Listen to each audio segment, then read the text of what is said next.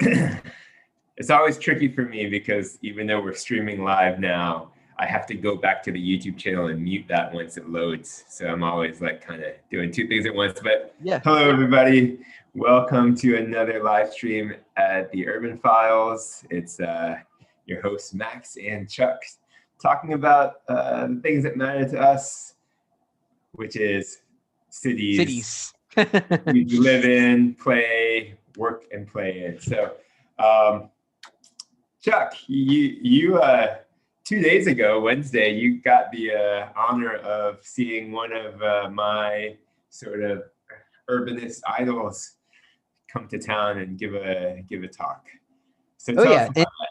Yes, and he is. And actually, for people not in an urbanist lens, he may not be quite as familiar, but he actually co-founded City Lab, the publication, and he's considered maybe the world's most leading or influential current urbanist. He was ranked among the likes of Le Corbusier and Frank Lloyd Wright in a borderline top 10 of the most influential urbanists of all time, according to Planet Season. So when I heard that he was going to be in Bradenton at the Neal Performing Arts Center, I was excited and I knew I had to get there. So really, I would say that his talk came in kind of three phases. And first, he kind of provided a little personal background on himself. And so he is, of course, right now a professor at the University of Toronto, but he also lives in certain other places throughout the year. He actually lives in Miami Beach for a portion of the year, which is interesting to hear. And he really broke down. Miami. Yes, of course. Yep.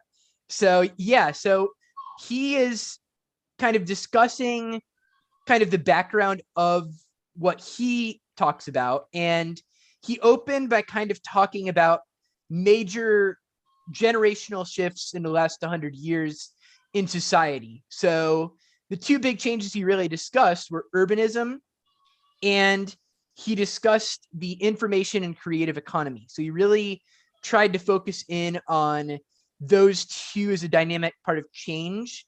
Basically, what he mentioned, and this kind of should apply to you viewers, and I think this is where maybe you think, oh, I don't live in a city. You don't think of yourself as doing so, but the reality is nearly all of us do live in an urbanized metropolitan region. And as he stated, while we were mostly, even 100 years ago, most of the world was a farming and agricultural society, now 85% of the US population and over half of the world's population is urban. And that number for the world will be closer to 85% in the coming decades. So just that idea of us as a civilization, a global civilization, being closer to one another. And he also talked about kind of the evolution of trade, basically how most of human civilization, you basically produced your own keep. You had your farm and you had your fields, and obviously you had your royalty and leadership, but then you had the, basically just people living off the land. And so then he mentioned the Industrial Revolution and how he built big factories. And that was a big part of the reason that we initially started cramming into cities. And really when our population in cities and worldwide took off in terms of having the means to grow and prosper and, just many things that became much better for humans. But then really what he touched on was in the last 4 or 5 decades, he touched on the rise of the information age and how for most of human civilization, you've been doing learning, pretty much with your mind or with your body, and doing like slaving over a machine or slaving over agriculture, and how basically now the mind is the new means of production. And he talked about his landmark book, Rise of the Creative Class. If you guys haven't heard of it, it's one of the more recent influential books on urbanism, where he really discusses that roughly now 1/3 of Americans, which is a rapidly growing number, that basically work in services or jobs where their job through tech or through the arts or whatever is their human capital is the value. It's not necessarily whatever the machine is that they're producing. So their information power is what is driving the economy. So he talked about the implications of that. Yeah, you're right. The rise of the creative class, definitely it's sort of a hallmark in sort of urbanism. Um, let's back up a little bit. That sounds very cool. There's a lot of stuff there clearly in his talk. But what was he here for, and who was he talking to? It sounds like, based on what you've said so far, it was really more of like an introduction to sort of some urbanist conceptual topics, nothing too deep or specific. Yes, and so he really did kind of introduce his, influential theories, and he brought that stuff up. And I think really, as you said, he kind of brought people that weren't, I mean, this is in Bradenton, which isn't exactly, New York City or even Miami. And so many people may not be familiar with some of these urban principles or concepts, or, from the starting point. And so he really wanted to kind of bring in that, and he really talked a lot about his family, and he talked about his self as a professor and his time in a relationship with his father in the industrial age. What he was there for was to promote something that was basically the goal of his talk was cities and the power to shape the future. So it was put on by the Bradenton Economic and Development Corporation, and he's been in a number of cities. He mentioned he had just recently been in Nashville giving a similar talk. And basically what he does, besides professorship and his writing career, is he really serves as a consultant for many cities and an advisor. And he gets hired by many cities to kind of serve as a kind of advisor on how to strategically plan for growth. One of the things that he really advocates is, instead of, paying taxpayer funds on infrastructure or sports teams or other expensive projects like that, spending money on things that is going to draw creative jobs into the economy. So he talked about how that might change under COVID. And so what he had to say was that he didn't necessarily see, because he touched on former pandemics, the Spanish flu and even the Great Plagues of Europe. And he mentioned it in the aftermath of that, it didn't necessarily cause reversals of trends, but what it did was it caused trends to rise that weren't necessarily present to be before, and it caused them to happen faster than they were happening before. So in terms of that number, we just talked about that 85%. He mentioned that would potentially speed up. And he talked about how, big cities were not necessarily affected by this. In fact, actually, he mentioned Manhattan rents were around 25 to 50% higher now in the last quarter. But what he did talk about was a major concept called rise of the rest. Now, this is something that apparently he has discussed, and actually Steve Case, who's a former chairman of AOL, mentioned.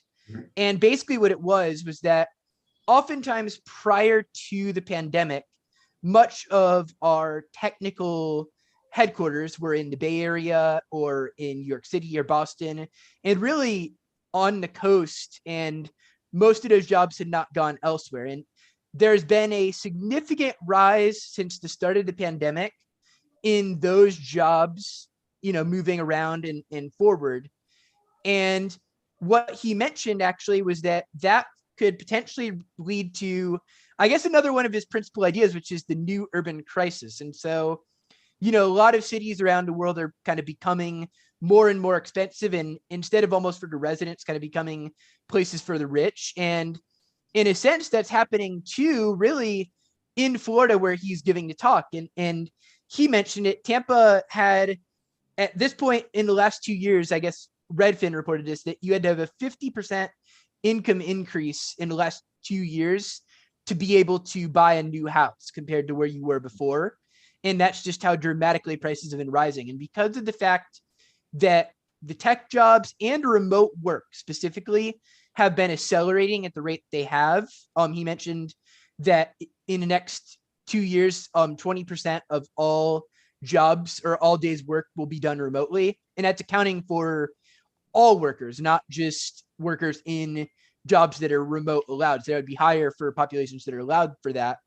And that is changing the dynamic because it's making a lot of places that were previously relatively affordable less affordable than they ever were before.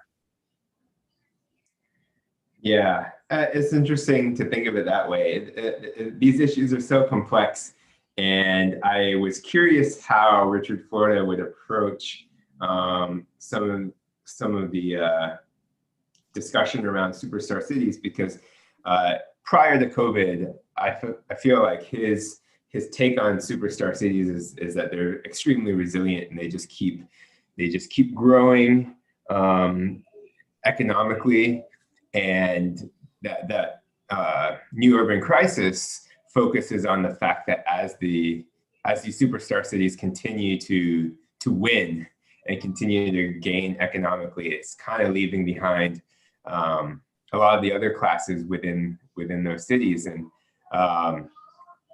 then when you look at COVID, the initial reaction is to say this may flatten some of that spikiness. And so superstar cities may not win as much, and your medium-sized cities may benefit from all this remote work. But it's interesting to see that maybe that knee-jerk reaction isn't playing out, and instead you're having the same new urban crisis occur in other cities. Yeah. Well, I guess one of the things to that point, right, with the rents still kind of as they are, is basically, from what I understand, there's a company out there that monitors days worked in or logged in at the office. And it mentioned that the Texas cities like Austin or Houston were around 55 or 60% of the number of logins they had at their point before the pandemic. So, kind of less, but not a ton less. But in New York City and San Francisco, that number was closer to like 25 or 30%. So people were still gathering in superstar cities and doing, sporting events, culture events, everything else there was booming except for the office, except for the central business district. And so what he articulated was the great opportunity for really, first of all, for, like New York City suburbs immediately, because as he mentioned, a lot of the second half of the 20th century, in part with New York City's gradual renaissance, then led to a kind of decline in Newark and some of the areas surrounding there, but also for communities in Florida. And this is one of the things that he was recommending, was that, people are working remotely, but they're still seeking community where they work. So people are very lonely post-pandemic. And so that hybrid model is something that will be here to stay. Just most people won't, even if they're working a remote job, just stay in their house and stay in a cubicle all day. And that will, so one of the things he advised was, besides really helping to create more housing stock in a lot of these newer communities, multifamily and all of that, to kind of help bridge this. And he recommended co-working spaces, and specifically not really so much, New York City has hundreds of them at this point between WeWork and others, but really just out in the suburbs, and the fact that the suburbs are here to stay, and they are going to be a place where families are going to want to move and live. But, with that being said, with this remote work, they don't have to drive into Tampa, or they don't have to drive all the way into downtown Miami. If they could work out in Doral and have a venue or a space like that that's comfortable for professionals to do things, to gather, even if they're not gathering to work, even if they're gathering for social, kind of engagement and all that.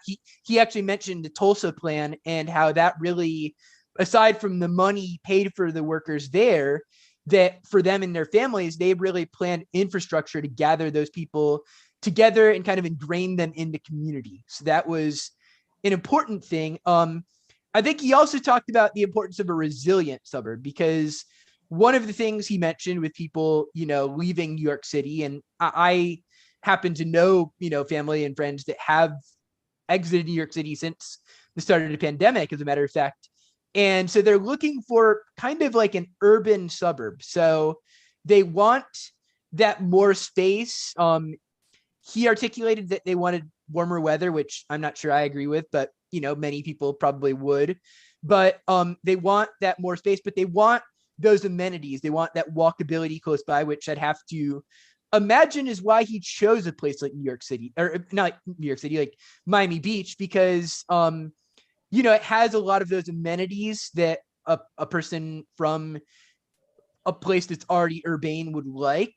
But it is a little bit more breezier and room to breathe and those types of things you can look for. And also, how can you make existing suburbs a little more resilient? And I think it's by adding these types of spaces, even if it's a place that doesn't really have a great transit network. How can you make a 15-minute city for the car? It's by adding more practical uses for people to grow and kind of succeed in their lives. And that was really kind of the general takeaways I got from it. It was, some things that have already been, we kind of knew that remote work was growing and we knew that there were some of these trends happening, but it was really enjoyable to hear him explain it in the way he did and to provide kind of some visions and recommendations based on that and the opportunity that might have for all of us.